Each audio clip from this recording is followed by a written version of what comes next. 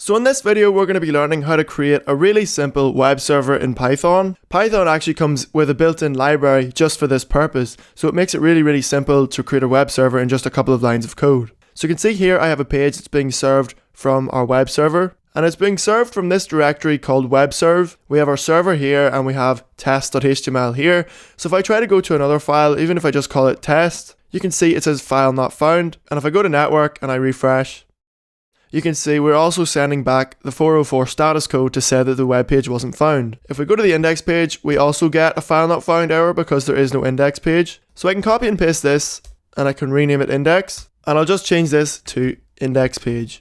And now if I refresh, you can see we get our index page. So now we're going to learn how to create this really simple server. So this is all our server is. It's 20 lines of code. So the first thing we do is we go to the http.server module and we import HTTP server and base HTTP request handler. Those are built in to the Python HTTP library, so we don't have to do anything. We can just use them as they are.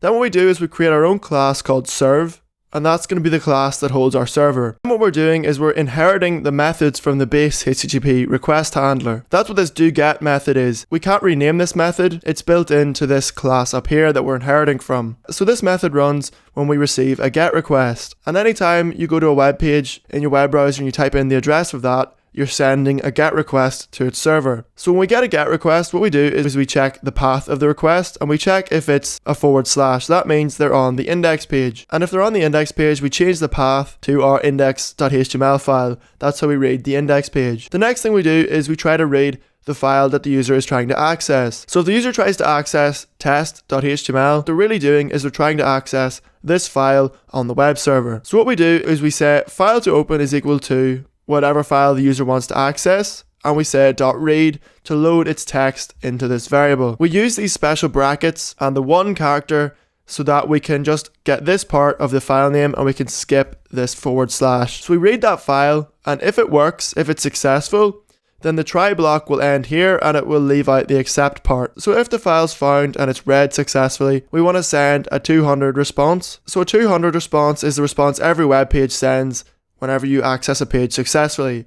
So if I refresh, you can see the status code is 200. So if the file can't be read, then we go to our accept block and we say file to open equals file not found. So instead of displaying a file to the user, we just display the text file not found, and we send a response for a 404. That means the file wasn't found. So if I try to access a file that isn't found, /test for example, you can see we get 404 not found. Then what we do is we send this self.endHeaders method that is required by the base HTTP request handler class. And finally what we do is we write the contents of the file onto the screen. So to write it to the screen, we have to convert it to bytes. So we assume all of our files are encoded using UTF-8. So assuming that, we convert the text file to bytes using the bytes method, and we tell it that the text is originally stored in UTF-8. Then finally, all we do is we create our HTTP variable. We call it HTTPD because that stands for HTTP daemon, which is just what you call a program that runs in the background, because that's typically how web servers run. And what you want to do is call our HTTP server class. That's the server class that Python implemented for us. We give it a tuple with the address to host our server on, which is localhost, which is our computer,